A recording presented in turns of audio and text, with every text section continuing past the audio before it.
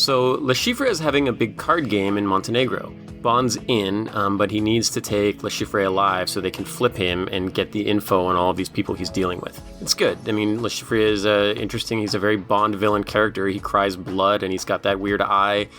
He's a card guy. He's working on an evil scheme, but the plot is not so complicated that we can't figure out what the hell's going on. Bond has teamed up with Vesper Lynd, an agent for the British Treasury, who, let's just say, doesn't like Bond from the get-go. But here we have Eva Green's Vesper Lynd. They're on the train, right? Bond's with this girl who's just, gosh, she's so hot. So Bond's now headed off to this poker game. He meets up with Vespa. Bond meets Vesper Lynd. She's working for the Department of the Treasury. But yeah, they're on a train. And they're talking about, the next part of the film, going to this card game for whatever reason. Something about, funding terrorism. They want to fund terrorism or something. She's first introduced during that scene on the train where she's kind of briefing him that she's from the Treasury and this is what the plan is and you got to win at this poker game. And Bond and her together are great. They have a great back and forth pissing contest about who noticed what, who, and who's better than who. But what's kind of clever about it is their verbal sparring throughout the movie, and the fact that initially they kind of don't like each other. They certainly respect each other, but there's a lot of clever back and forth dialogue between the two where they're kind of evaluating one another based on their appearance. It's kind of like something out of a Sherlock Holmes movie, and usually those kind of scenes are really cheesy. I buy it in this case. They both read each other very well. I'm the money, every penny. Get it? Money Penny? Who's not Moneypenny, even though they make a Moneypenny joke because she says, I'm the money, and he goes every penny of it. But she's not Moneypenny. Not related to that character at all. I think my wife would call this a cute meet. That joke feels, I don't know, pandering now? At the time, I remember being like, oh, it's Moneypenny, but she's not. So I don't know. It's weird. But this is two British agents sitting on a train having a private conversation about their mission, and they are discussing UK taxpayers' money, and they're talking about it in dollars. What? I mean, yeah, I know Le Chiffre sets the chauffeur. I know he sets it at $10 million, but you wouldn't discuss it as $10 million. She's from the she's from the treasury part of the government. My favorite line from this entire scene is Bond saying, "You're not my type," and Vesper says, "Smart," and Bond's like, "Single." That's just the greatest. Even Vesper notices his perfectly formed ass. I love them. I love the chemistry of this conversation. Bond is smooth, but so is she. She would be like, all right, Bond, we are giving you, it would be $7.5 million. Dollars. £7.5 million, all right? To enter into this thing. And yeah, that they wouldn't be like, oh yes, of course, it's in dollars, ha ha, dollars, ha ha ha, because we know mostly Americans are going to be watching this movie, ha ha ha, dollars. It's pounds, people, sterling, GPD, notes, wads. You could choke a dozen donkeys with that cash, couldn't you? And they're back and forth. The sparring is great. It goes without saying that her character is handled way better in the movie than she is in the book. In the movie, she's pretty well rounded. I'd say she's one of the more interesting characters in the entire franchise. She plays the role with a lot of nuance, because if you watch this through the first time, you kind of have one particular, interpretation of who she is. But when you realize the twist towards the end, you rewatch it, you can kind of see there's a level of sadness under the surface, I guess you could say. And it is just mind-blowing to me that Die Another Day was 4 years ago. That Predators, eat feast until there's no tomorrow, or whatever that horrible line was in that conversation that Bond has with Halle Berry in Cuba. This is another dimension from that. You got half of Liberia's deficit in your skyrocket there, Bond. You be careful with that and don't spend it all at once. Jesus, dollars. Stupid movie. Upon arriving in Montenegro, Bond gets to meet his car, a sexy DBS V12. Oh, man. Oh, look at that. Oh, that is so sexy. Oh, my God. Oh, God, Oh, cream that all over me. Oh, my God, it is gorgeous. Look at it. Oh, my God, it's so smooth. Look at the curves. Oh, my God. That is one sexy car. Oh, this Aston Martin. It has no real gadgets, but it does have a gun and a medical kit. Very practical. Oh, God, it's so good looking. Bond gets his car, and I love the super quick flash of Chekhov's defibrillator. You barely get a chance to recognize what it is. It doesn't even matter if you recognize what it is, but it is there. Again, the second thing you notice about the rebooted Bond, there isn't much crazy technology, just agents doing agent things. They meet up with their local contact, Mathis, who's cool and reserved, as he has the chief of police being arrested. Amazing what you do with Photoshop these days. So we arrive in Montenegro at the Hotel Splendid, which is a real place in the town of Bejčići, Montenegro. When they got to the hotel in I don't remember, Montenegro, is that where they are? They've got these fake names that they're supposed to sign into. I don't remember what it is, like Mr. Bird or whatever. Beach, that's what it is. And they're supposed to check in under that, and Bond walks up to the counter and goes, "James Bond, you'll find the reservation under Mr. Beach." And what's interesting is that Bond isn't even really trying to hide his identity. He completely scoffs at the fake identities. He uses his real name, and it's almost like he wants Le Chiffre to know who he is. He's kind of toying with him, which of course ends up backfiring spectacularly. And I love that he is just look, there's no point in me having a secret identity. I'm James Bond. Even if this is a reboot and all of the world's terrorists and evil villains don't know who I am yet, they're gonna eventually, so what's the point? Okay, so maybe I was wrong about the Walther P99. In the Brosnan movies, I said that they get bad once he switches to the P99, right? GoldenEye was great. Most of the second one that I can never remember the name of is good, and then World Is Not Enough and Die Another Day are not good. So after he switches to the P99, it sucks, but Craig is using the P99 here, so maybe I need to amend my theory. Maybe it's inverted for Craig, we'll find out.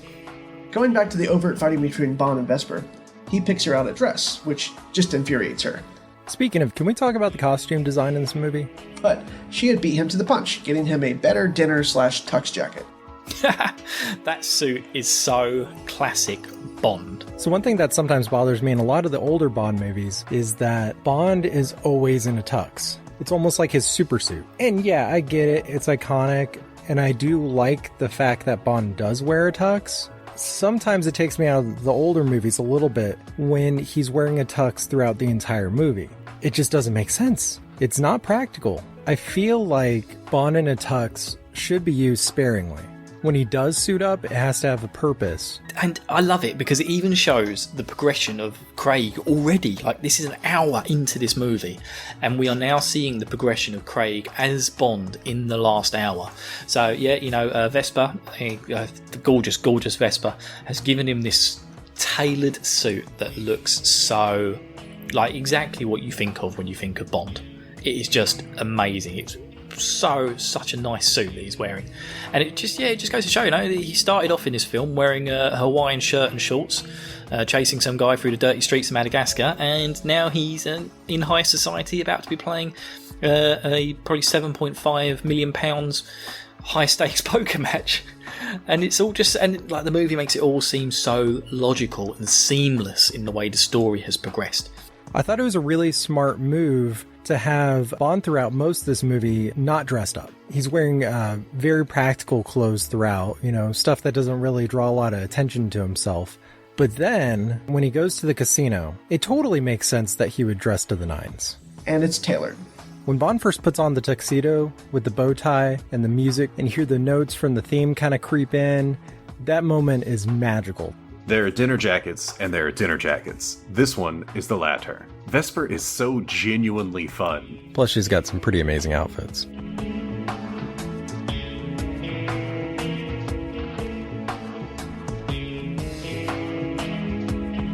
Damn, dude, even the non-action parts of this movie are good. This is a damn good movie. Up to this point. Right, I'm now going to have a 20-minute nap while this poker game goes on. It's a high-stakes poker game. There's not a lot I have to say about it. There are a ton of really cool sequences throughout this movie. They even managed to make the poker game, which is one of the big set pieces of the whole movie, of course, but they even managed to make that intense. Like even if you're not following what's going on in the card game, the way it's filmed and the way the characters are playing off of each other, it's really something. Usually that's just the throwaway part of these movies, but damn, there's good tension here. I'm watching a bunch of guys play cards, but I'm on the edge of my seat. A lot of times when they have like a card game or something in the Bond movies, if you're not really like a gambler, if you don't really follow that, those parts can kind of like slow down the movie. You know, they're very skippable usually. But when they're done well, and there's like an actual purpose, I mean, it really adds a lot. We finally get into the last third of the movie. This is basically a movie in itself. It has a 3-act structure and everything, starting with the very beginning of the poker game and introducing the Dirty Dozen and playing.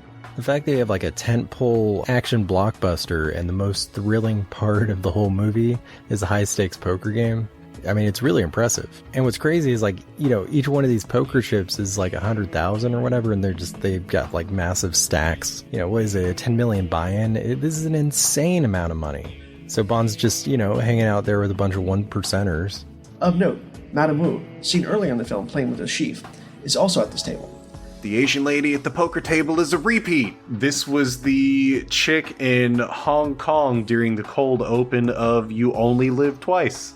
She's played by the venerable actress Tsai Chin, who also played the girl from the beginning of You Only Live Twice with Sean Connery, the one who double-crosses him. I like that they're doing Texas Hold'em here. I think in the books they're playing Baccarat or whatever the weird card games are that they play in GoldenEye and all of the Bond movies. There's a couple breaks in it for action. There's one where some guys just are trying to kill Bond that are, I think, hired by Le Chiffre. But let's just do Texas Hold'em. It was popular, like World Series of Poker stuff was popular in 06. And it's good because this is like one of the rare times I understand what the hell's going on with the card games. The game goes a few rounds, where they feel the need to explain how poker works for anyone who didn't know already. I mean, in the previous movies, they didn't explain how Baccarat worked, so why do they have to dumb it down? Usually in Baccarat, it's a game where like, I don't know, 9 or something is the best hand, but you don't add the cards together and like nobody has any clue, you know, what's going on. I don't know how you get 9. At least this I understand. And then later Le Chiffre poisons him. So like there's breaks in it, but really like the second half of this movie is just like, hey, let's watch Bond be really good at Texas Hold'em. I like there's just a little like filmmaking touch that like all the women in the room give Vesper dirty looks. I like that. Bond orders his drink and the camera puts a suspicious focus on this black guy.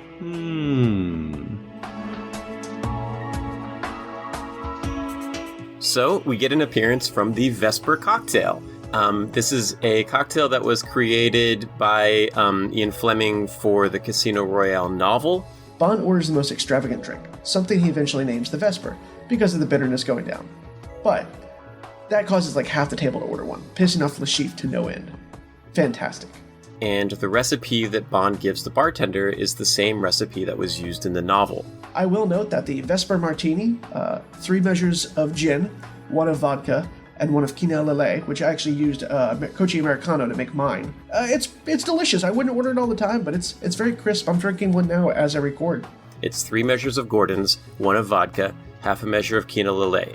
Shake it very well until it's ice cold, then add a large, thin slice of lemon peel. He reads it like it was done in the novel, but in real life they discontinued Quina Lillet a long time ago, and they've changed the recipe for Gordon's gin, so some very enterprising bartenders tried to find a way to replicate the taste of the original Vesper as Ian Fleming wrote it.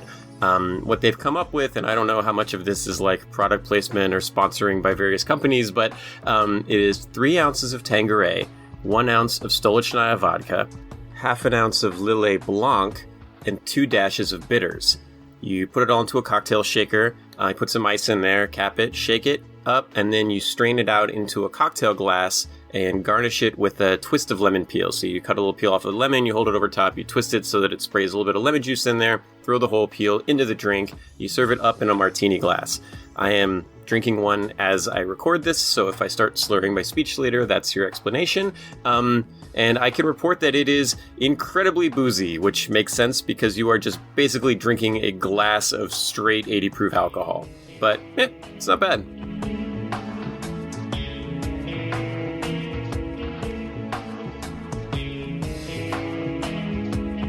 I think it's surprising that Le Chiffre didn't actually try to cheat in the poker game itself. Bond finds out Le Chiffre's tale, taking a few rounds before the break. I mean, he apparently had, he tried to kill Bond. I don't know if he was involved with the other player that got arrested before the game started, but, other than trying to murder Bond, he doesn't actually cheat in the game, which is kind of nice. Interesting. I don't know if it's nice. It feels like he should try to cheat. Then, he bugs Le Chiffre's inhaler, tracking him to the top floor of the hotel, where Le Chiffre is ambushed by the LRA, who threaten to cut off his girlfriend's arm. But Le Chiffre is attacked by the warlord from the beginning. He's having money problems, and this is gonna look bad. They're gonna take his girlfriend's arm off. They're taken a little back that Le Chiffre didn't even respond to that. What an ass. I love the warlord with the machete. Why does he need a gun? He's a real man, and he dishes out some major pain against Bond. And Bond has to get in there and save them. But upon leaving, the LRA sees the earpiece in Bond's ear, kind of like the beginning of the movie. I love the staircase fight. Brutal, bloody, violent, exciting. That leads to a pitched battle on the staircase, with Vesper helping out towards the end. Now, so they've just had this big fight with the guys from Uganda, and they've gone all the way down the stairwell. Bond, and like they get to the bottom, and Vesper's trying to open that emergency door. She's pushing and pushing, and it's just not opening. What hotel is this? Okay, why is that emergency exit not working? I need to know what hotel is this. I'm going to report them to health and safety. That door needs to be checked. What if there was a fire? They wouldn't be able to get out. Come on, this is ridiculous. How can you have such a lapse in health and safety? Come on, I'm so angry. Bond friggin' kills these two guys, stone cold, takes control of the situation immediately. He's in control, fights like a monster, but then he regains his composure right away, cleaning up at his hotel room, drinking to soothe the nerves, kind of walking Vesper through what she needs to do to get these guys taken care of. It's awesome. This whole sequence is amazing. Bond eventually kills both the LRA guys, letting Mathis take care of getting rid of the bodies, but Vesper's in shock, sitting in the shower trying to wash the blood off her, like Macbeth. Vesper's really struggling with the emotions of having helped Bond kill these two people, even though they're bad people. I love Bond being sweet, getting in the shower with Vesper because she's all traumatized by what she's seen. She's sitting in the shower, she's running on her. Bond comes over and sits next to her, and he licks her fingers! It's caring, it's touching. This is the best Bond with a girl stuff we have ever seen in any movie. He licks her fingers! I forgot about the finger licking. How can I forget about the finger licking? I mean, this is such a tender moment, and he sucks her fingers. He puts one, then he puts two. Bond joins her in the shower, positively ruining that silk tie and expensive shoes. I mean, I'm sure this hotel has laundry service, but still. What are you doing, Bond? Comfort the woman, don't suck her fingers. What the hell, man? But he consoles her before heading back to the game. You are one creepy-ass mother, Bond. Creepy. Just, what? I also love that he goes through so many outfits in such a short period of time. There's that fight scene in the staircase, and right after, he's covered in blood. Made me really think, how many suits does he bring on every one of his missions? You changed your shirt, Mr. Bond. The black man has another line. I wonder if he's supposed to be someone. I like the poker stuff. The music, the tension. Chiffre is creepy, Bond is stoic, it's good. And then Le Chiffre wins. He played Bond, he faked his bluff, and he cleans him out. And I did not see that coming. It's a great twist. One of my favorite moments in the movie is actually where Le Chiffre tricks Bond by faking a tell. Bond ends up losing all his money, or should I say all the British government's money, and, directly ends up financing terrorism. This time, Bond falls for a fake tell, losing his entire hand out to Le Chiffre, and Vesper will not back him to get back in the game, so Bond gets pissed, stalking off to Brood. When a bartender asks if he wants his martini shaken or stirred, Bond is like, "Does it look like I give a damn?" Bond wants to buy back in, but in order to buy back in, he needs the approval of Treasury, which is Vesper, and she's not going to do it. And Bond flips his shit. It's that theme of ego again. He can't lose, and when he does, when things don't go his way, he loses his cool. We've really only seen him lose his cool while fighting before, but it really shows you that there's a lot of rage hidden behind the cool, smooth facade. He tries to rage, he tries to bully her, he tries to seduce her, but nothing's working. And then he responds by just I'm gonna knife him. So he loses the game. Instead of regrouping and figuring out, okay, how can we take this guy down? Let's think of this. Let's go at this from a different angle. Let's strategize. Instead of doing that, he's like, I'm just gonna kill him. He immediately goes and grabs this giant steak knife and tucks it under his sleeve. Right? He has come completely unglued because his ego is controlling him. Seeing Le Chiffre walk out through the hotel, Bond grabs a knife, intending to grab him regardless of the game or not, but is stopped by another player in the game, CIA agent Felix Leiter. The second time he's been played by a black guy. The first time was in the non-official Never Say Never Again, A perennial favorite in Podcasters is simple. That's sarcasm. I think Eric still has nightmares about editing that episode. Luckily, he is stopped by Felix Leiter.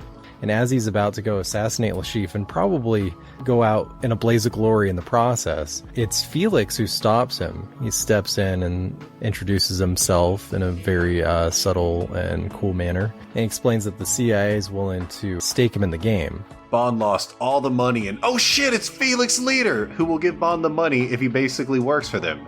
Felix backs Bond to get him back in the game.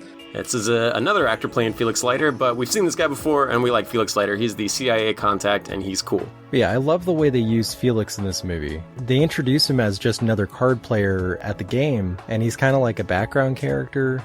And if you hadn't seen, Westworld or the Hunger Games, you might not recognize him. But he ends up being like a super crucial character, of course, because, he's secretly a CIA agent, and ends up becoming one of Bond's most valuable allies. And hey, this might be the first Bond movie where the Americans aren't complete buffoons. It is funny, though. There's a line in there where Felix says something like, does it look like we're hurting for money? Well, the U.S. wasn't hurting for money at the time. Felix stakes Bond to keep him in, and in exchange, the CIA is the one that gets to bring in Le Chiffre. At least MI6 will get theirs back. That's just as good, right? I know I'm not saying Le Chiffre correctly. I know that, in the French, it's like Le Chiffre or whatever, but, I don't make that R, and it's never going to happen. I took 4 years of French in high school. I still can't say that R. I'm sorry.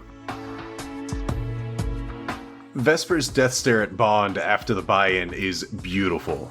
No lines, beautiful character interaction. So Le Chiffre's girlfriend roofies Bond. Oh my god, what is the chauffeur's girlfriend wearing? Has she come straight from the trying to get cast in the Elektra movie? What is she wearing? That is ridiculous. She's played by Croatian model Ivana Milicevic, whose first on-screen role was as Milos's girlfriend in the Seinfeld episode The Jerk Store. She's great, and she's a very attractive person. But perhaps my favorite part in the entire movie is the moment where Bond realizes he's just been poisoned. There's no dialogue. It's just visual. We see Le Chiffre's side chick pour in a vial of something, and, Bond doesn't even think twice about, taking a swig of his vodka martini, and then he sets it down and he looks at it, and the camera kind of pans over and focuses on the glass, and just that little visual cue is enough to tell the audience oh shit. So Le Chiffre has to up his game by poisoning James' drink with digitalis. Also, really scary that there's a drug that you can have one sip of a drink and it'll cause you to have a heart attack. I hope that's not real, because I'm suddenly afraid to drink stuff. So he quickly stumbles over to the bathroom. He's grabbing a salt and pepper shaker, and he's trying to make himself throw up. Bond figures it out, drinks a bunch of salt water to barf, and there's the cool parallels to him drowning the dude in the bathroom at the beginning in some of the shots here. The way it's filmed is really interesting. It's kind of fuzzy and disorienting. He's falling all over the place. He's having cardiac arrest, trying to get to his sexy Aston Martin car. God, that car is so sexy. And these people outside the hotel are driving really, really fast and bumping into him. What is the speed limit? Normally when you go into a hotel car park, there's a sign saying 5 miles per hour or 5 kilometers per hour. How fast are these people driving around, honestly? It's ridiculous. Luckily, James forces himself to throw up, and he's able to make his way out to the car and the whole medical suite, but is unable to get the defibrillator hooked up quickly before passing out. Next thing you know, he's quick cutting to him in the middle of the road, almost getting hit by a car. He makes it to his vehicle. He opens up the glove compartment where he's got some kind of medical kit, and the agents at MI6 back in England, they're trying to walk him through how to restart his own heart, basically, before he passes out. It's a pretty crazy scene. It's very cool, but he's not able to make himself throw up. He has to get to his car, contact MI6. He doesn't make it. He's dying. I just love the cardiac arrest scene in the Aston. It's just one of the best moments in possibly Bond history. It's just so dramatic and so good. And the fact that he actually fails to plug the thing into his heart and then actually get himself going and bring himself back to life. Right. And the guy has to defib himself. He gets his ass kicked so hard. Right. My favorite gadget in this film is the mini defibrillator that he pulls out after he gets poisoned. That was so intense. And the tension in these movies was so great. I don't think they can actually make them that small yet, but that's a cool idea, having like a one-use defib unit on hand. It really helps when the Bond girl is also an agent who knows how to operate a defibrillator. And thankfully, Vesper is there to save him. Vesper swoops in at the last second and saves his life. Being saved by Vesper and having his heart restarted. And it's just that split moment where Vesper suddenly turns up, plugs it in, saves his life. I love that when Bond comes back from the dead, he asks Vesper if she's okay, right? This is a very, heroic moment. It's great. I love this movie so far. And he wakes up and says, "Are you okay?" It's just absolutely brilliant. That's what I want in Bond movies. It's just the dramatic, the worry, and, everything there. The suspense all comes to the end. Bam, little joke. It's so good. I think it just really it's a very British thing, I think. It feels British to me. It makes me feel proud when I see stuff like that. It's you alright? You alright? He's had cardiac arrest. Which leads to probably the best line in the entire movie. Bond just, calmly swoops back into the game like nothing's happened and says, "Sorry, that last hand nearly killed me." The look on Lashif's face is priceless. Instead of going to the hospital, he goes back to the game. Probably has a drink or three. That's the Bond we know and love. Finally. Bond goes all in, and now Vesper is wondering where she can get one of those defibrillators. We get to a hand where everybody is all in. I love that we don't have to watch a ton more poker. It's whoa, he's he took his $5 million to $40 million, now he's all in, and straight flush. Booyah. Tips the dude $1 million. Bond wins and tipped the dealer $1 million. Wasn't that $1 million? I think that was $1 million. With Bond taking the pot with a straight flush, an incredible hand. Bond and Vesper celebrate with a small dinner in the empty restaurant in the hotel, where Bond brings up the Algerian love knot necklace, telling her that whomever gave it to her is a very lucky person. I'll call it the Vesper because after you've tasted it, it's all you want to drink. That is a smooth line. That is good. I like it. I like when she asks if it bothers him to kill all those people, and he says, "I wouldn't be very good at my job if it did." That's kind of a good insight into James Bond, who is probably a psychopath, really. Or at least has psychopathic tendencies.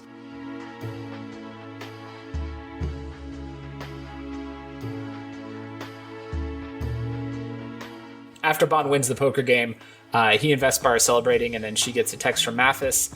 Vesper is called away by Mathis, which causes Bond to realize that he was probably a double agent.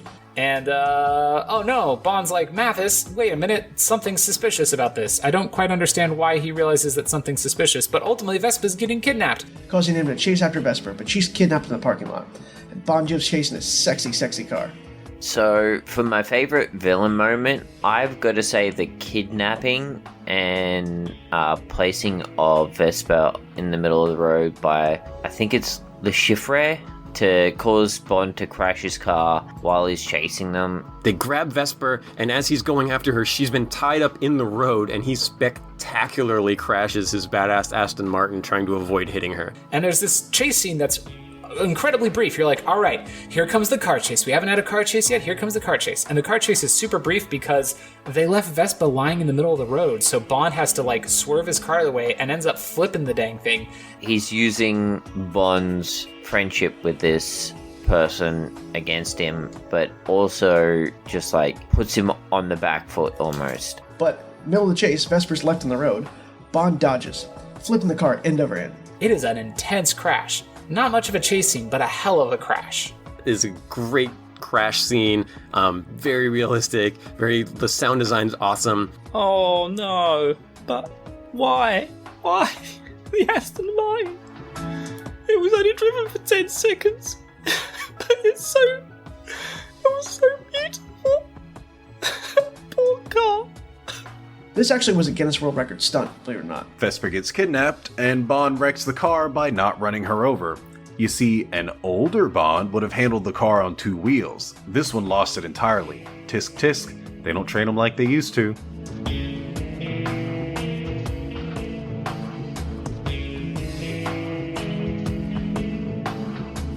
Then Bond gets grabbed by Le Chiffre's guys, and they drag him to some dirty old boiler room. When Le Chiffre and his goons abduct Bond, Le Chiffre says, "Your friend Mathis is actually my friend Mathis," which is a good line. I'm not sure it's true, though, based on things we'll find out later. Is Mathis a bad guy? I don't know. Is this torture scene the most naked we've ever seen a Bond? Like, we pretty much see everything. Little room for imagination. Now, I don't know what everyone else is going to say about the old torture scene with Craig's nuts, but I have to say I was absolutely laughing my arse off the whole time. And the main villain tortures him by like... Oh, yeah. Yeah, he's got I remember that the now. ball Yeah, thing. yeah. When Rashif throws up with his whole crew, they cut out the tracking device in James. Good luck that did. And he's taken away to be tortured in a derelict ship. All tragedy aside, everything about the intro to this torture scene is more perfection in lighting. Set design, lens choice, sound design, just everything about it. I'm sure some of my other podcasters would go into all the gritty details, Ooh, the torture scene. but Bond is basically stripped naked and has his balls beat with a giant rotted rope. No, not in the balls. Not in the balls. Oh, no! Okay, so they've got this underground bunker that they use for ball crushing torture, and they've got this big ol' knotted rope that they use for ball crushing torture. This scene is brutal. They apparently don't have the ball crushing torture chair ready yet because they do have to cut the seat out of it first and then strip Bond naked, tie him to the chair, and start crushing his balls with the rope. Vesper screams from the other room, hurt just as much as all the ball knocking that's going on. Bond takes it like a champ. This is great. It's brutal. It's hard to watch because, like, if you even let yourself imagine just for a second, They have a good reason to not just kill him immediately, so it's not that dumb Bond villain thing, but they need the money. When he is getting tortured, he's tied to a chair and he's getting hit in the nuts with the rope. The rope and the sack and up. Yeah. Yeah. I love when gosh. they do that on the Venture Brothers. Yes. Like, you have to cut the bottom of the chair out first. Otherwise, you just hit my butt. He makes a joke that his balls are itchy and he wants him to hit him a little bit further right. So Bond isn't going to break, and I love that. I got a little itch down there. oh, it sucks. But James Bond is a freaking champion because he starts laughing and tells Lashif that he's got an itch. And Lashif hits him in the nuts again. And he's like, no, you missed. It's a little to the right. And then he hits him again. In this scene, he says, now the whole world's going to know that you died scratching my balls. And Bond just cracks up laughing. And he says, now the whole world's going to know that you died scratching my balls. Which is fantastic. That is a perfect Bond moment, I think. Again, I said it before, there are some things in humour, in the world of humour, that just feel very, very British. And for some reason, getting a guy to hit you in the balls with a huge rope and laughing about it feels very British to me. You know, I thought it was so funny. Like, I've got a little itch. to the right. Oh yes! Now the world knows you're gonna die scratching my balls. It's just like, oh man, I was just in absolute hysterics. I was just like crying with laughter. It's so good. It's so good, you know. It's just like, I wouldn't be surprised if John Cleese wrote that. I wouldn't be surprised. I mean, what a torture. Yeah, who thinks of this? Ugh. Oh. At one point laughing at Lashif, telling him the last thing in the world that he did was scratch James Bond's balls. And then the bad guy is like literally trying to castrate him. He's gonna castrate him. Oh, yeah. Yeah. So. Wow. Before Lashif is able to kill Bond, Mr. White comes in the room, just ending Lashif with a shot to the head, leaving Bond to pass out from the severe ball trauma and the poison. Daniel Craig's an amazing actor. This is one of the hardest things to do in acting, is like cry and be in pain and laugh, and you know, what he's doing here is very, very difficult to do for an actor. Not to downplay the rest of the movie, but you can feel it in your gut before Bond is ever stripped. That and Lashif's face hitting the deck, oof, you done goofed, kid. And then, of course, Lashif does die because somebody comes in and shoots him in the head. Somebody who says that their organization is more interested in who they can trust than money. And you're like, ooh, organization, what is this? What is this? I guess we won't find out, though, because clearly the movie's over, because Lashif is dead. And that's the bad guy for this here James Bond movie. Then, out of nowhere, Lashifra gets capped, and you're just like, what the hell? Bond wakes up in a hospital, any ideas what that was? None? What is happening? What?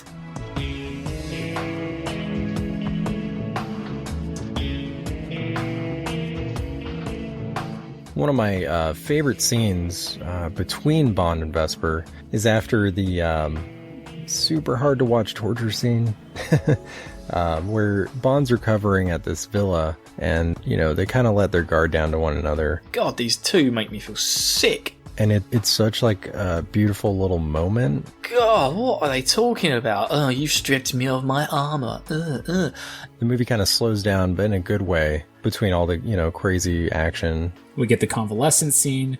We totally expect Bond to, come out of this and start making out with Vespa, and then we'll fade into the credits as Bond has sex with a girl. But instead, the movie keeps going. For like half an hour, it just becomes this like little pretty romance about Bond and Vespa hanging out in Italy. This is like really, really bad Shakespeare, you know?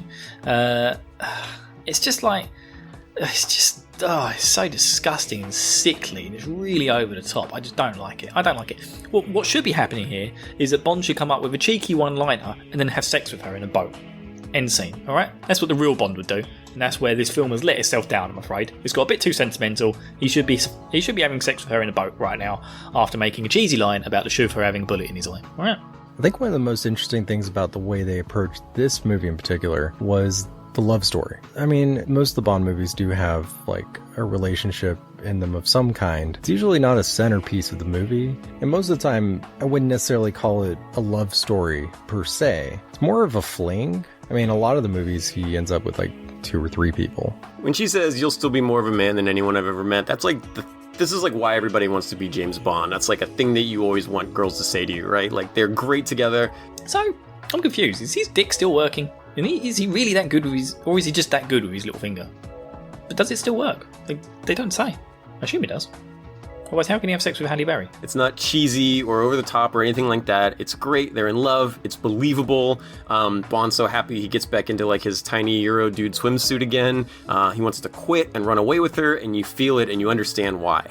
Now, this is the wind down of the movie, so it starts to drag a little bit, but it sets up the heart of the movie. Instead of shoehorning in an actual love plot in the middle of the movie, they just tag it to the end, allowing the actors to basically have like another 30-minute movie. But this movie ended up kind of taking inspiration from what they did with On Her Majesty's Secret Service, which previously was the only other Bond movie where it seems like he actually fell for someone. And, spoiler alert, in both cases that ended in tragedy. Bond says, "If you do what I do too long, you don't have any soul left to salvage." That's gonna come up. Bond and Vesper spend some time together. It's been like, what, a week? Mathis is dragged away. Bond shows Vesper what he can do with his little finger, and they both escape from the coast on a boat on the way to Venice. Oh, I just love Venice. It's such a beautiful place. Such a beautiful place. Where Bond sends an email to M resigning from his position because he loves Vesper. Aww.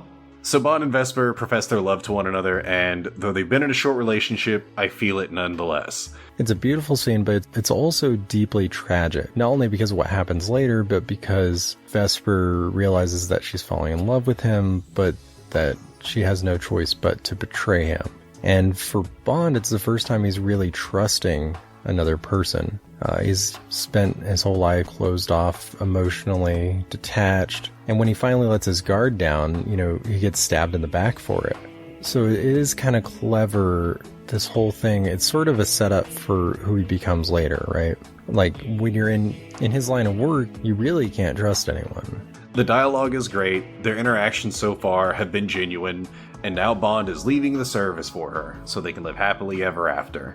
Bond resigns. They go to his favorite city, Venice, which is where a lot of Bond movies, especially like the Roger Moore ones, have scenes happen. Ah, Venice. I took my wife up the Grand Canal once. Oh, and we've also been to Venice. And it's like a happy ending, right? They get the money deposited from the winnings. They get a boat. He resigns from MI6, and they're going to just travel the world together. It's really, really cute. They're happy. They're smiling. The sun is out. And like, surely nothing's bad is going to happen, right? It's the happy ending. And then you look at the thing. It's like, oh, God, we got 20 minutes left. Oh, no. What's going to happen next? So they go to their happy life, and you're happy for them. And it's kind of like this quiet moment after everything up to this point has been incredibly stressful. And you're just kind of waiting for Vesper to get reborn or City of Angeled or just like sniped in the back of the head out of nowhere. But it's not happening yet. You're still trying to figure out where they're going with this. But along the way, Vesper sees some random guys staring at her, causing her to make plans of her own. Oh, damn. She played him. Until it turns out that she's betrayed him. Bond, always with the girls. He never sees this coming. Although at least this time, I didn't either. But I guess I'm also not a 00 agent, so that makes sense. After taking a message on her phone, she tells Bond she's going to the bank, while Bond takes a phone call from M, who is asking what the hell happened to the $115 million, realizing that Vesper is the one who actually double-crossed him. He calls the banker, find out the money is being withdrawn from the local branch, and chases after Vesper, following her to a meeting between her and some goons. So this is the part that gets me.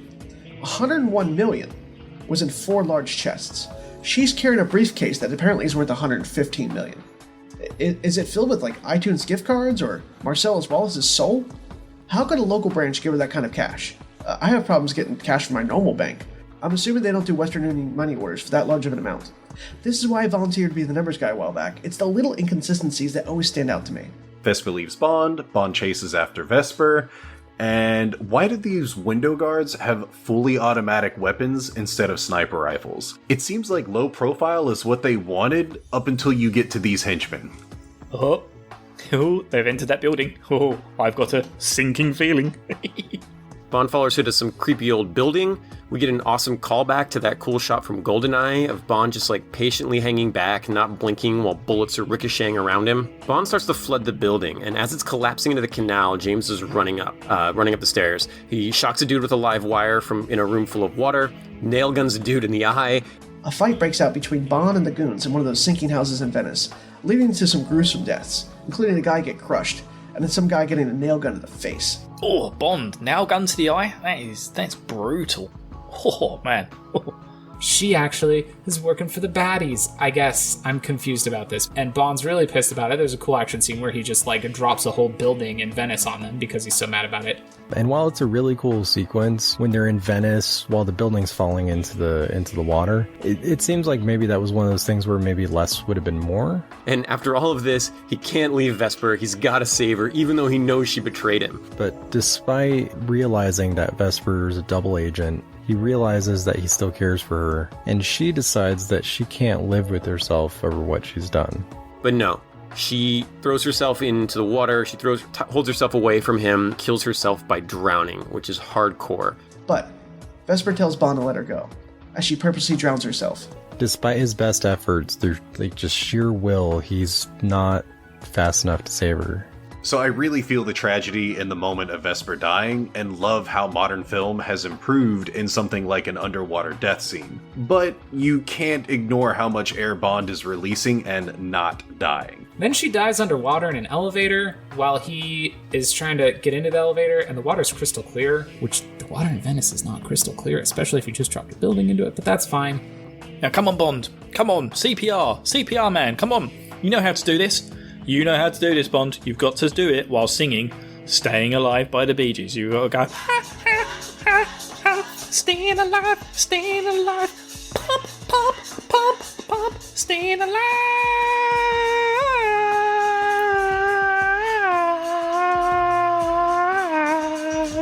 But she's dead. While Mr. White gets away with the briefcase. They get one touch, and it's heartbreaking, and he has to watch her die, and this is soul-crushing. Pulls her out, tries to revive her, it doesn't work, and you can just see him break. Like, whatever part of me was left, you have it, and that's what she did with it, and it's brutal. No! Why, Vesper, why? I know you've got a very, very silly name, but you're named after a terrible Italian scooter that makes a lot of noise and really, really annoying when they drive around places, especially when you're at a cafe, which I haven't been to for a while, but still, Vespers are really, really annoying vehicles. But why? You are so hot. You cannot die like this. Why? Why? You're too hot to die like this. And while that whole ending is so heartbreaking, if she hadn't died, Bond would have retired right there, and that would have been the end of the series in movie 1. But I think she's working for the baddies because her brother got caught up with them, but then they kill her off. After talking with M, who obviously cares for Bond a little, she opens his eyes to the fact that Vesper traded her life and the money for James, regardless of the fact that the bitch is dead. So she betrayed James because she had to, not because she wanted to, I guess is what they're going for. And then we get coming back to the theme again. Emma's like, you don't trust anyone, do you? And Bond's like, no. And she said, good, you learned your lesson. That's the moral of the story here. So after Vesper's death, Bond gets back in touch with M and changes his mind about his resignation. But then her phone has a message for James telling him about Mr. White. Leaving her phone helped Bond track down Mr. White to Lake Como in Italy. M basically ignores Bond's resignation, tells him to come back to work, and he's like, yep, I'll be there. She says that the trail's gone cold, though, on who this organization was, and that's when Bond finds that text message about Mr. White from Vesper. And he finds a clue that leads him to Mr. White himself.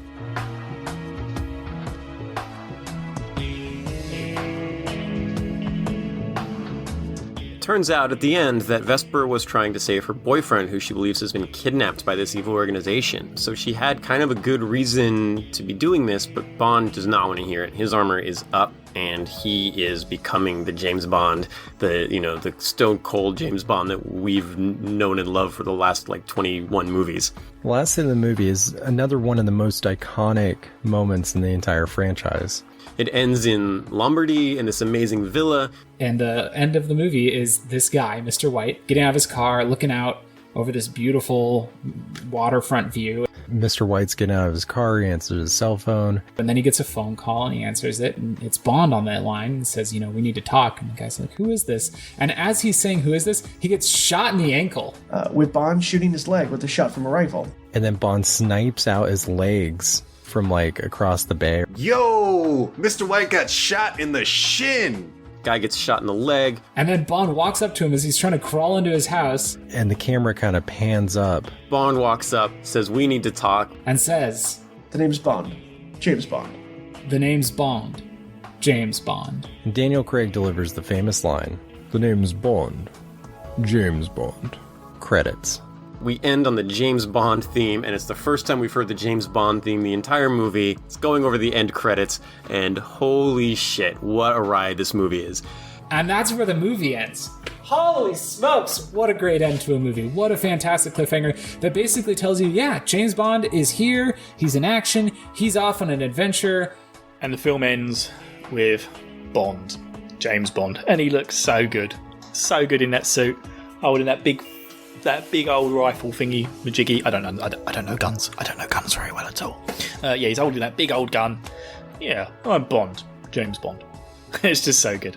This is the continuing adventures of James Bond. We're not necessarily going to get a movie that follows up on this moment, picking up literally minutes after this movie ended as a direct sequel to this one. These are just the continuing adventures of James Bond. God, Craig is great. This movie is great.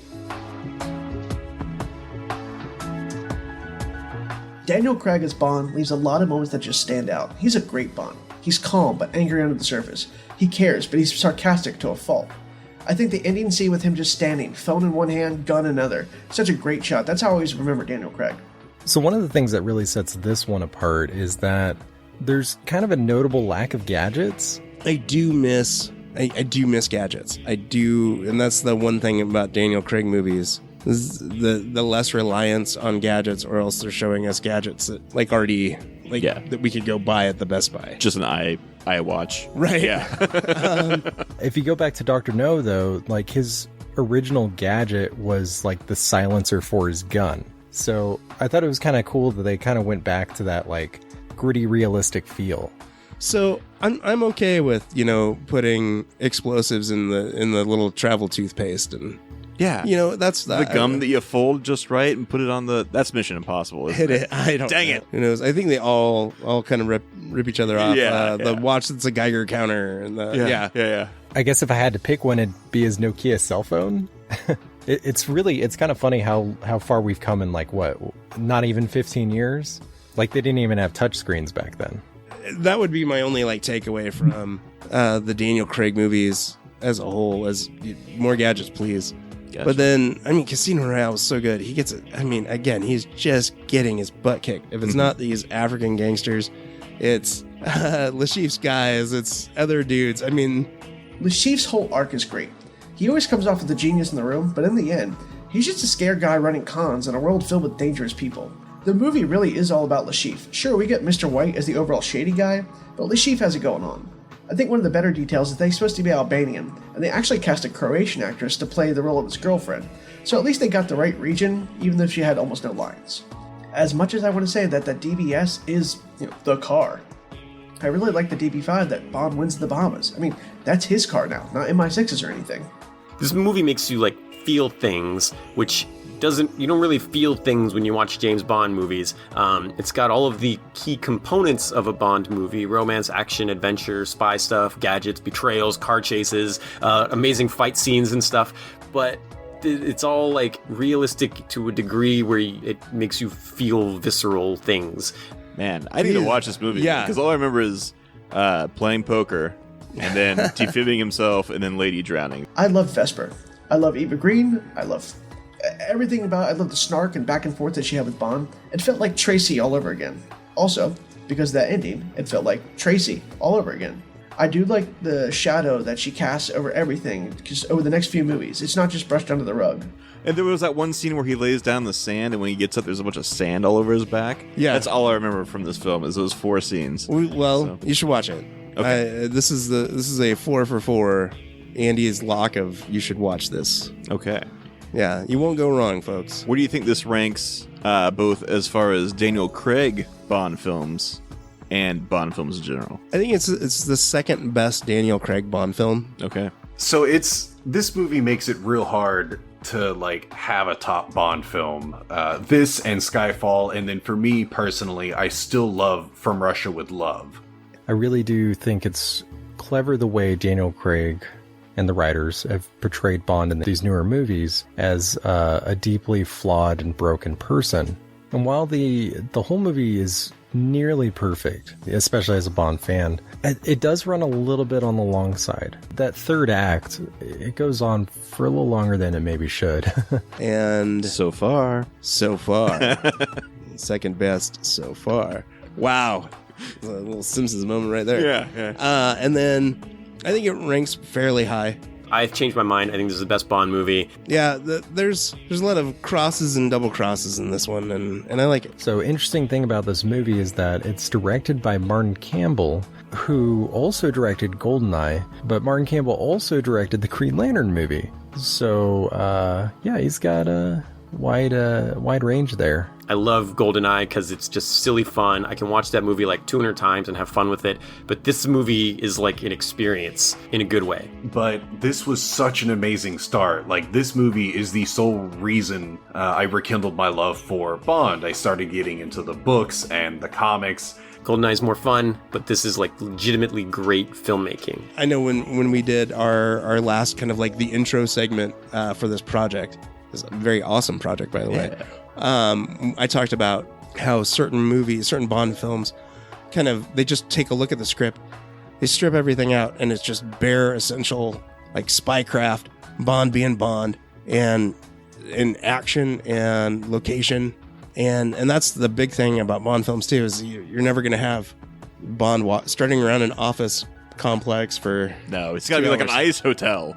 It's got to be an ice hotel. He's got to be in the Caribbean for a little bit. He's got to, be in some sewer in Russia. Yeah. I mean, and Casino Royale is one of those where they just brass taxed it. Let's just do this. And they did. And what we got was fantastic. Anyway, that was Casino Royale. We are off to a really great start with these movies. I thought it was awesome. I loved all of the characters in it. I thought they were good. I thought the story was good. It was well written. It was well shot, well acted. Lighting and cinematography were doing things that have never been done before in a Bond movie. Like, this was a lot of time and effort and care went into making this story, and it shows in every aspect of it. This is the movie that, just fueled that little tiny fire that was like basically about to go out thanks to people like Brosnan and Moore. I loved it. I thought it was a masterpiece. Loved this movie. Craig was very, very good, and from what I remember, Quantum of Solace is an absolute snooze fest until like the last 20 minutes. The last 20 minutes of Quantum is pretty good, but up until then, I remember it being extremely tedious. So let's see how that goes, yeah? Yes, absolutely fantastic. I really like the way this movie kind of sets up the next one. Before this movie, most of the Bond films were kind of one-offs. They were, separate missions. They didn't really have a whole lot to do with one another. There was few things here and there, like loosely tying things together, like the Spectre Blofeld stuff, Tracy, Bond's wife, little elements like that. But in this series, this was kind of the first time where they started tying everything together. if you look at all these movies from beginning to end, it seems like there's sort of a character arc throughout. And I really love the idea of Quantum of Solace being like a direct follow-up to Casino Royale. Unfortunately, for reasons that we'll get into in the next one, it definitely falls short, especially compared to this one. But we'll talk about that more next time. Oh, we will get that movie? We will get a movie that's a direct sequel to this one that follows up on what happened literally minutes after this movie ended? Cool. I can't wait for it. We will be back with the next one, Quantum of Solace. Quantum of Solace is up next. Well, until next time, stay tuned. James Bond will return in Quantum of Solace. See you then. Podcasters Assemble Season 003 is a production of the We Can Make This Work Probably Podcast Network. Find more of our shows at probablywork.com and learn how to contribute to future episodes of Podcasters Assemble by looking us up on Twitter at Casters Assemble or joining our Discord server, link in the show notes. Submissions are always open. Thank you to everyone who was able to contribute to this episode. Be sure to check the show notes for links where you can find them all online. Thank you.